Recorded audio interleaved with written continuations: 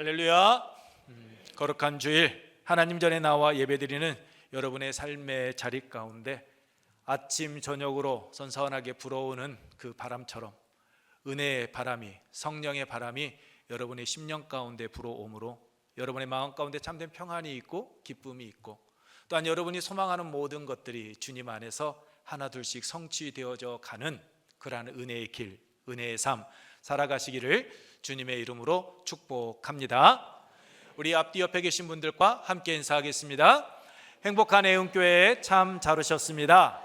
하나님은 여러분을 사랑하십니다. 저도 여러분을 사랑합니다. 감사합니다. 우리 교회 표어 빌립보서 2장 5절, 그리고 우리가 뽑은 올해의 말씀 우리 함께 외우겠습니다. 너희 안에 이 마음을 품으라. 곧 그리스도 예수의 마음이니. 아멘. 우리가 뽑은 올해의 말씀입니다.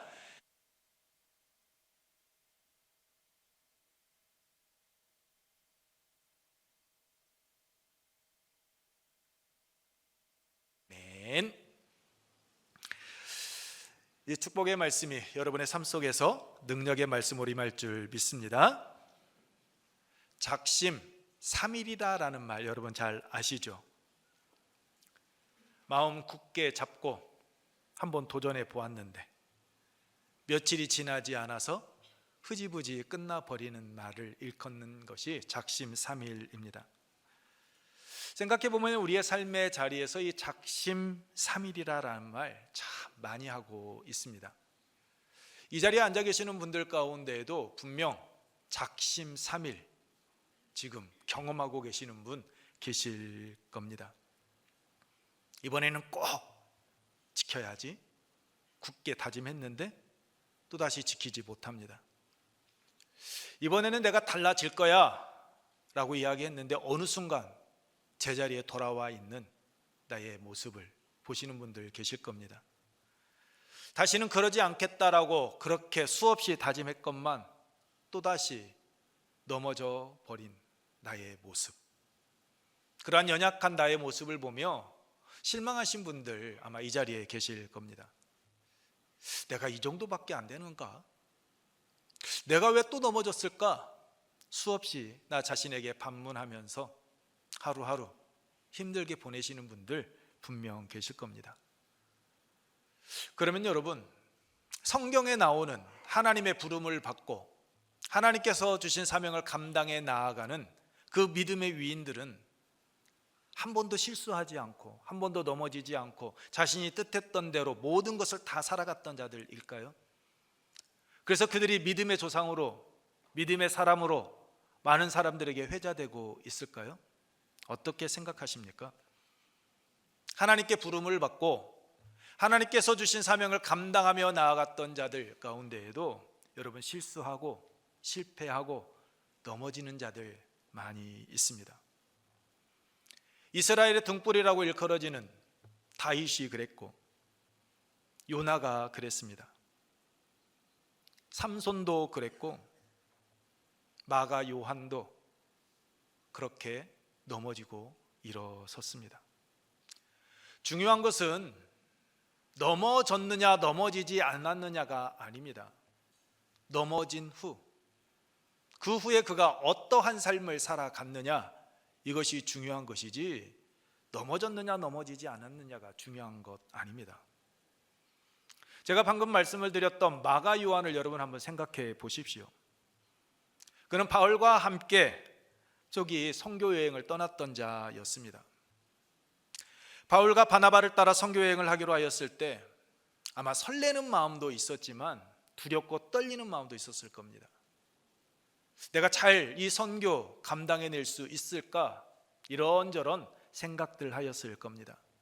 그러면서도 그래, 하나님의 일인데 한번 해보자, 큰 결심을 하고 바울과 바나바를 따라 나섰을 겁니다. 지난 7월 말부터 8월 초까지 우리 청년들을 중심으로 우리 어른들과 함께 이 26명의 단기 선교팀이 8박 9일에 몽골 선교를 다녀왔습니다. 오늘날에도 낯선 나라로 선교를 떠나는 것 결코 쉬운 일이 아닙니다. 그런데 교통이 불편합니다. 통신도 없습니다. 숙박하는 환경도 지금과 비교할 수 없는 그러한 열악한 환경 속에서 선교 여행을 떠난다. 그것은 자신의 생명을 걸고 떠나는 것과 같았습니다. 항상 위험에 노출되어져 있었고 끊임없이 다가오는 그 어려움 감당해야만 하는 여정이었습니다. 그렇기 때문에 큰 각오 없이는, 결단 없이는 선교 떠나기가 버거운 일입니다. 그러한 위험한 사역에 마가 요한이 바울과 바나바를 따라서 그의 고향을 떠나, 가족을 떠나 선교여행에 나섰던 겁니다. 그런데 어떻게 됩니까? 얼마 되지 않아서 그는 포기해버립니다. 주저앉습니다. 사도행전 13장 13절 말씀을 보게 되면 마가 요한은 밤빌리아에 있는 버가에서 더 이상 바울과 바나바와 함께하지 않고 예루살렘으로 돌아가 버렸습니다. 왜 돌아갔는지 성경에는 정확하게 말씀하고 있지 않습니다.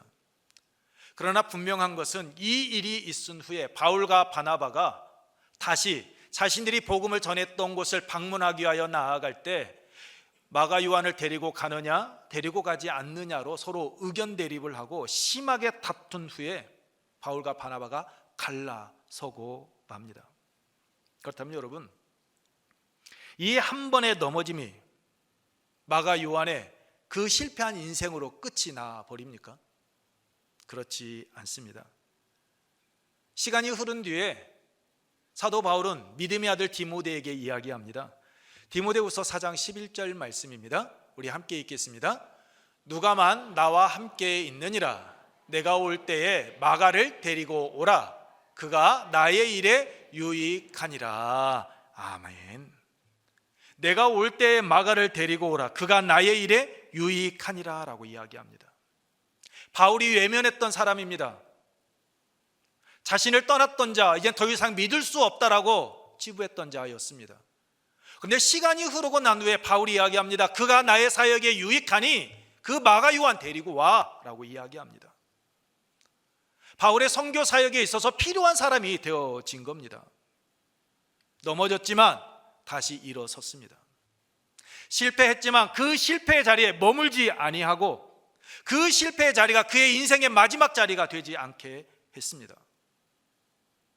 마가 요한을 통해 볼 수 있듯이 넘어짐보다 중요한 것은 그 이후에 어떠한 삶을 살아갔느냐 하는 겁니다. 오늘 본문에 나오는 베드로도 마찬가지입니다. 베드로는 마가복음 14장 31절에서 큰 소리 쳤던 자입니다. 내가 주와 함께 죽을지언정 내가 주님 결코 부인하지 않겠습니다. 나 주님 떠나지 않을 것입니다 라고 그는 이야기했습니다. 다른 사람 다 주님 떠나도 나 알잖아요. 나 주님 떠나지 않습니다. 나 주님과 함께 할 것입니다 라고 이야기합니다. 그런데 이 결심이, 이 다짐이 주위 사람들 앞에서 큰 소리 쳤던 그 고백이 채 몇 시간이 되지 않아서 베드로는 예수님께서 잡히시는 그 자리, 예수님을 버리고 도망쳐 버립니다. 그리고 오늘 본문에서는 예수님을 모른다고 한 번도 아닌 무려 3번이나 부인하는 자가 됩니다. 몇 시간 전까지만 해도 주와 함께 죽겠습니다라고 큰 소리쳤던 베드로였습니다. 그런데 이제는 사람들 앞에서 이야기합니다. 나 그 사람이 누군지 몰라요. 나하고 관계없는 사람입니다라고 이야기합니다. 자신은 결코 넘어지지 않을 것이다라고 당당하게 이야기했던 베드로였지만 베드로 넘어지고 만 겁니다. 그러면 여러분, 베드로의 인생이 이것으로 끝이 났습니까? 아닙니다. 사람을 낚는 업으로 부름을 받은 그 소명, 예수님께서 맡겨주신 그 사명, 베드로는 이 넘어짐으로 모든 것 끝내지 않았습니다. 베드로는 다시 일어섰고 주님께 부름받은 자로서 주님께 쓰임받는 사도가 되었습니다. 오늘 말씀은 지난주에 나눈 53절부터 계속해서 이어지는 내용으로 예수님께서 사내들인 공회 앞에서 재판을 받고 계실 때 벌어진 사건입니다. 예수님께서는 대제사장 뜰 안쪽에서 신문을 받으셨고 베드로는 아랫뜰에서 사람들의 그 질문과 추궁을 받고 있었습니다. 같은 시간입니다. 같은 대제사장의 집에서 예수님과 베드로가 신문을 받고 추궁을 받고 있는 그때 결과는 정반대의 결과를 낳는 것을 보게 됩니다. 안에 계셨던 예수님께서는 그 죽음의 위협 앞에서도 내가 그니라라고 자신의 정체성, 내가 누구인지를 밝히시면서 끝까지 굽히지 않습니다. 그런데 뜰 아래에 있던 베드로는 두려움에 사로잡혀서 예수님을 모른다고, 나와 전혀 관계없는 사람이다라고 부인해 버립니다. 예수님께서는 죽음 앞에서도 자신이 누구인지 부인하지 않고 있는데 베드로는 그 두려움 앞에서 주님과의 관계를 끊어내버리는, 부인하는 자가 되었습니다. 그렇다면 3년 동안 동고동락했던 주님을 한 번도 아닌 3번이나 그렇게 부인하며 넘어졌던 베드로가 어떻게 다시 일어서고 주님께서 맡겨주신 그 사명을 감당하는 그 위대한 사도, 주님의 부르심에 응답하는 삶을 살아갔을까요? 첫째, 주님의 말씀이 그를 붙들었기 때문입니다. 우리 함께 읽겠습니다. 첫 번째입니다. 주님의 말씀이 그를 붙들었기 때문입니다. 그렇습니다. 주님의 말씀, 예수님의 말씀이 베드로를 붙들었기 때문입니다. 다른 말로 이야기하면 주님의 말씀이 베드로를 깨우는 그러한 은혜가 베드로에게 임했기 때문입니다. 72절 말씀입니다. 우리 함께 읽겠습니다. 닭이 곧 두 번째 울더라. 이에 베드로가 예수께서 자기에게 하신 말씀, 곧 닭이 2번 울기 전에 내가 3번 나를 부인하리라 하심이 기억되어 그 일을 생각하고 울었더라. 아멘. 여러분, 말씀을 보게 되면 기억되고라라는 말씀이 있습니다. 기억되어. 이 기억되어라는 이 말씀은 헬라어 동사 아넴네스테라라는 단어를 쓰고 있습니다. 아넴네스테. 이 말씀은 베드로가 예수님을 부인하고 난 후 시간이 지나서 생각해 봤더니, 정신을 차리고 봤더니 자신이 잘못했구나라는 거 깨달았다라는 말 아닙니다. 정신을 차리고 애써서 예수님께서 하셨던 말씀을 어떻게 해서든지 기억해냈다라는 말이 아닙니다. 닭이 우는 순간 예수님께서 하셨던 말씀이 그의 마음 가운데 떠올랐다라는 겁니다. 예수님께서 미리 주셨던 말씀이 넘어져 버린 베드로의 마음을 깨운 겁니다.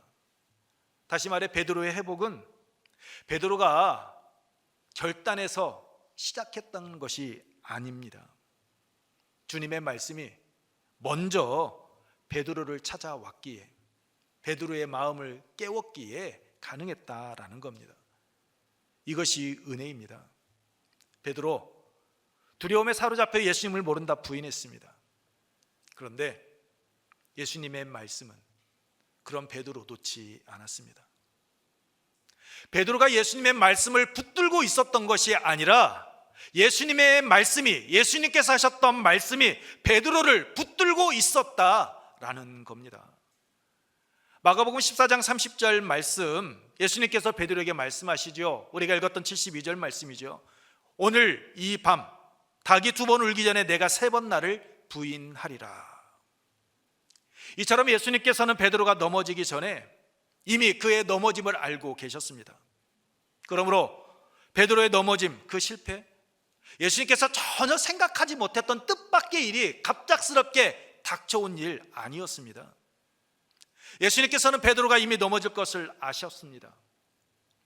그런데 그런 베드로 버리지 않으셨습니다. 그 연약한 베드로를 제자로 품어주셨고 넘어지기 전에 미리 말씀해 주셨습니다. 그리고 베드로가 넘어졌을 때 닭이 2번 우는 그 순간 예수님의 말씀이 떠올랐고 그 말씀이 베드로의 마음을 깨운 겁니다. 자신이 지금 무엇을 하고 있는지 알게 했고 자신이 얼마나 연약한 존재인지, 자신의 그 결단, 그 고백, 이것이 얼마나 연약한 것인지, 무의미한 것인지 베드로로 하여금 기억나게 하셔서 깨닫게 하셨다라는 겁니다. 이것이 은혜입니다. 우리가 넘어졌을 때 다시 일어설 수 있는 것, 우리가 의지가 강해서 우리의 힘으로 일어서는 것 아닙니다.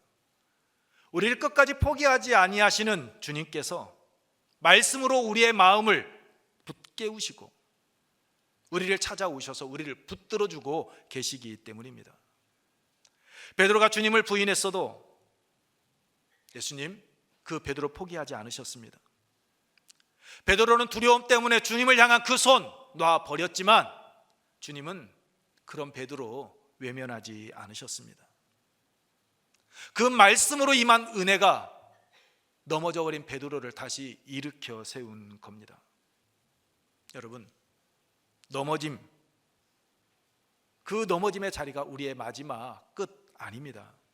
왜냐하면 오늘 우리에게는 우리를 붙들고 계시는 하나님의 말씀이 있기 때문입니다. 하나님의 말씀이 우리를 붙들고 우리를 다시 일으켜 세워주시기에 우리는 넘어졌던 자리에서 다시 일어설 수 있는 겁니다. 그러므로 넘어졌다고 낙심하거나 그 자리에 앉아있지 마시기 바랍니다. 우리를 놓지 않으시는 주님의 말씀에 붙들린 삶 살아가시기 바랍니다. 내가 붙드는 것 아닙니다. 하나님의 말씀이 우리를 붙드는 것이고 우리가 그 말씀에 붙들린 삶을 살아갈 때 우리는 다시 일어설 수 있는 겁니다. 그렇다면 우리가 어떻게 할 때 말씀에 한 걸음 더 가까이 나아가고 그 말씀에 머물고 그 말씀에 붙들린 삶을 살아갈 수 있을까요? 시편 기자는 119편 11절에서 이렇게 고백합니다. 우리 함께 읽겠습니다. 내가 주께 범죄하지 아니하려 하여 주의 말씀을 내 마음에 두었나이다. 아멘. 그렇습니다. 하나님의 말씀에 가까이 하는 겁니다. 하나님의 말씀 우리의 마음 가운데 두며 살아가는 겁니다. 어떻게요? 성경을 매일 읽는 겁니다. 성경을 묵상하는 겁니다. 읽고 묵상하고 그 말씀을 붙들고 기도하는 겁니다. 읽고 묵상하고 기도하는 삶을 살아갈 때 우리의 삶의 자리에서는 변화가 일어나는 겁니다. 그리고 무엇보다도 중요한 것은 우리가 그 말씀을 삶 가운데 실천하는 겁니다. 우리는 성경을 읽고 묵상하고 기도하는 것까지는 너무나도 잘합니다. 그런데 그 말씀을 우리의 삶 가운데서 실천해야 될 자리, 그 자리에 섰을 때는 어떻습니까? 이것저것 계속해서 계산합니다. 그리고 그 말씀 실천하지 못합니다. 실천해야 합니다. 실천하며 나아갈 때 하나님의 말씀이 우리 안에 뿌리를 내리고 계실 때 우리는 그 위기의 순간에서 다시 일어설 수 있는 겁니다. 우리가 길을 잃고 방황하는 그 자리에서 다시 길을 찾고 생명의 길로 나아갈 수 있습니다. 우리가 넘어졌다 할지라도 다시 일어서서 나아갈 수 있는 겁니다. 여러분, 베드로를 깨운 것은, 베드로를 다시 일으켜 세운 것은 그의 의지, 그의 힘 아니었습니다. 예수님의, 주님의 말씀이었습니다. 그러므로 우리는 말씀을 가까이 하고 그 말씀을 마음에 새기며 그 말씀을 붙들린 삶을 살아가야 하는 겁니다. 그때 우리가 넘어졌어도 베드로와 같이 다시 일어설 수 있고 끝이 좋은 인생이 되어지는 겁니다. 저와 여러분이 말씀에 붙들린 삶을 살아감을 통하여서 끝이 좋은 인생이 되기를 주님의 이름으로 축복합니다. 예수님과 3년 동안 동고동락했던 베드로가 한 번도 아닌 3번이나 부인했음에도 불구하고 넘어졌음에도 다시 일어설 수 있었던 두 번째 이유는 자신의 잘못을 통회했기 때문입니다. 우리 함께 읽습니다. 자신의 잘못을 통회했기 때문입니다. 주님의 말씀이 베드로의 마음을 깨웠을 때 여러분, 베드로는 그 은혜 외면하지 않았습니다. 그 은혜가 임하였을 때 자신의 삶의 모습을 뒤돌아보며 마음 아파했고 그는 눈물 흘렸습니다. 72절 후반 말씀입니다. 그 일을 생각하고 울었더라라고 말씀합니다. 예수님께서 하셨던 그 말씀이 기억나는 순간 베드로는 자신이 지금 무슨 일을 했는지 깨닫게 된 겁니다. 이때 베드로 자신의 일에 대해서 변명하지 않습니다. 왜 그렇게 할 수밖에 없었는지 합리화하지도 않습니다. 그는 자신의 죄를 깨닫게 되었을 때, 자신의 그 어리석은 무너져 내림을 깨닫게 되었을 때 그는 통곡했습니다. 단순히 흘린 눈물이 아닙니다. 죽음의 자리까지라도 함께 하겠다라고 했던 그 장담했던 그 자신의 모습, 그 두려움 앞에서 한 번도 아닌 3번이나 부인했던 자신의 그 연약함을 깨닫고 흘린 통회의 눈물이었습니다. 동일 본문인 누가복음 22장 61절 말씀을 보면 이렇게 말씀하고 있습니다. 우리 함께 읽겠습니다. 주께서 돌이켜 베드로를 보시니 베드로가 주의 말씀 곧 오늘 닭 울기 전에 내가 3번 나를 부인하리라 하심이 생각나서. 예수님께서 돌이켜 베드로를 바라보십니다. 그 순간 베드로 정신이 바짝 들었을 겁니다. 주님께서 하셨던 말씀 그는 떠올랐을 겁니다. 주님의 시선 앞에서 베드로 자신의 그 연약한 모습 보게 되어진 겁니다. 그리고 누가복음 22장 62절은 이렇게 이야기합니다. 밖에 나가서 심히 통곡하니라. 밖에 나가서 심히 통곡하니라. 자신이 사랑한다고 고백했던 그 주님을 부인했던 사실이 그의 마음을 여러분 무너져 내리게 한 겁니다. 베드로의 그 통회의 눈물, 절망의 끝이 아니었습니다. 자신의 잘못을 인정하고 다시 주님께 돌아가는 회복의 첫걸음이었습니다. 여러분, 예수님을 팔았던 가룟 유다를 한번 생각해 보십시오. 그도 베드로와 같이 넘어졌던 자였습니다. 유다는 예수님을 팔았고 베드로는 3번이나 예수님을 부인했습니다. 두 사람 모두 자신들의 잘못 깨달았습니다. 알았습니다. 그런데 그 넘어지고 난 후 두 사람의 모습은 여러분 정반대의 길을 걷습니다. 마태복음 27장 3절 이하의 말씀을 보게 되면 가룟 유다도 자신이 예수님을 팔아 넘긴 것에 대해서 후회했고 뉘우쳤고 반성했습니다. 그런데 유다는 자신의 그 잘못을 깨달았지만 후회했지만 그 마음 그대로 절망의 자리로 나아갔고 그리고 끝내는 자신의 목숨을 끊는 그런 선택을 하고 맙니다. 그러나 베드로는 자신의 잘못을 깨달았고 밖으로 나아가 심히 통곡했습니다. 그의 눈물은 다시 주님께 돌아오는 디딤돌이 되었습니다. 두 사람의 차이가 무엇입니까? 죄의 크기입니까? 아닙니다. 넘어지고 난 후 어디를 향해 있었느냐, 그의 마음이 누구를 향해 있었느냐 하는 겁니다. 유다, 그는 죄를 범하고 난 후 절망 속으로 나아갔습니다. 하지만 베드로는 그 그릇 행하고 난 후에 주님의 말씀, 은혜 앞에 나아갔습니다. 자신의 잘못을 통회하고 그는 통곡했습니다. 주님의 말씀을 기억하고 통회의 눈물을 흘렸던 베드로의 삶 어떻게 됩니까? 사도행전 2장 이하의 말씀과 같이 베드로는 오순절 성령 강림 이후 수많은 사람 앞에 서서 예수 그리스도를 담대히 증거하는 사도로서의 사명을 감당해 나아갑니다.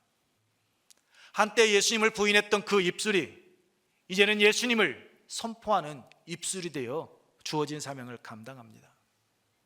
대제사장의 뜰에서는 대제사장 여종 앞에서 이 사람을 알지 못하노라고 했던 베드로가 사도행전 2장 36절 이하의 말씀과 같이 3천여 명의 사람들이 모여있는 그곳에서 이 예수를 하나님이 주와 그리스도가 되게 하셨다라고 담대하게 선포하는 자가 되었습니다. 유대 종교 지도자들 앞에서 하나님 앞에서 너희 말을 듣는 것과 하나님의 말씀을 듣는 것 무엇이 옳은가 판단하라라고 이야기했습니다. 초대교회 전승에 따르면 베드로는 끝까지 그의 믿음을 지켰고 십자가에 달려 그는 순교의 길을 걸어갔습니다. 한때는 두려움 때문에 자신과 3년 동안 동거동락했던 그 주님, 그 스승 예수님을 부인했던 사람이 이제는 죽음 앞에서도 예수님을 부인하지 않고 묵묵히 그 길을 걸어가는 자가 되어진 겁니다. 이것이 주님의 은혜 앞에서 자신의 잘못을 통회한 자의 변화된 삶의 모습입니다. 베드로는 자신이 그릇 행하였던 일에 대해서 후회하고 반성하는 것으로 끝이지 않았습니다. 그는 통회했습니다. 자신의 마음 내려놓았습니다. 그리고 그는 변화된 삶을 살아간 겁니다. 베드로 넘어졌습니다. 그러나 베드로는 그 넘어짐으로 인해 자신의 삶을 실패자로 만들어가지 않았습니다. 그 넘어짐의 자리, 그 부끄러움의 자리에서 일어섰습니다. 그리고 주님의 말씀에 붙들려 자신의 잘못을 인정하고 통회하며 주님께 나아갔습니다.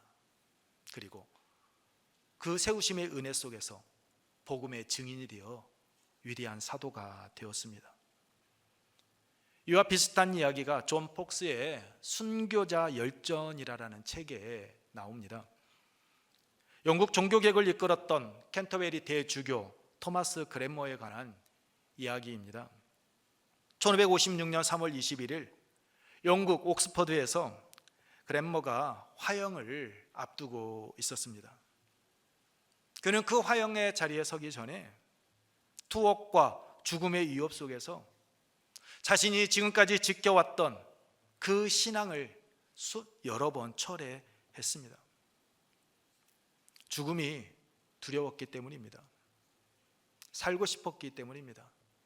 그래서 자신이 지금까지 걸어왔던 그 신앙의 여정 속에서 자신과 함께했던 그 하나님의 은혜를 잊어버리고 두려움 때문에 살기 위해서 신앙을 부인했습니다.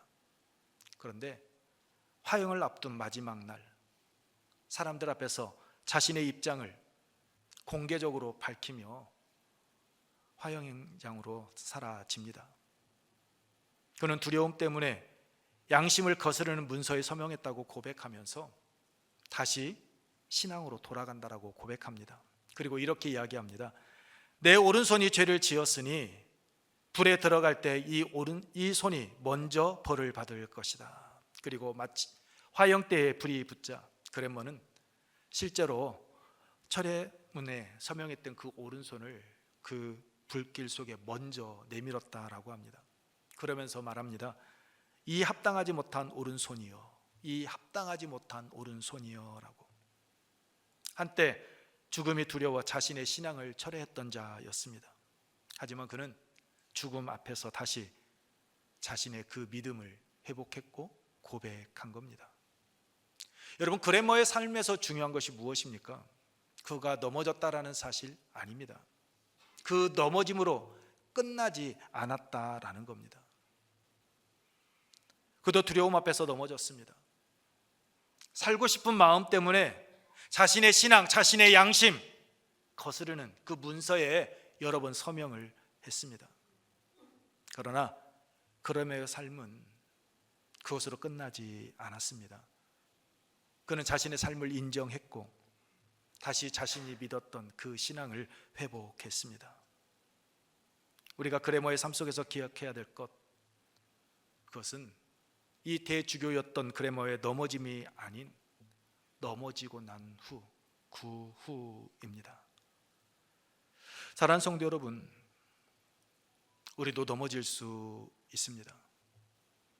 우리가 주님을 사랑하지 않기 때문입니까?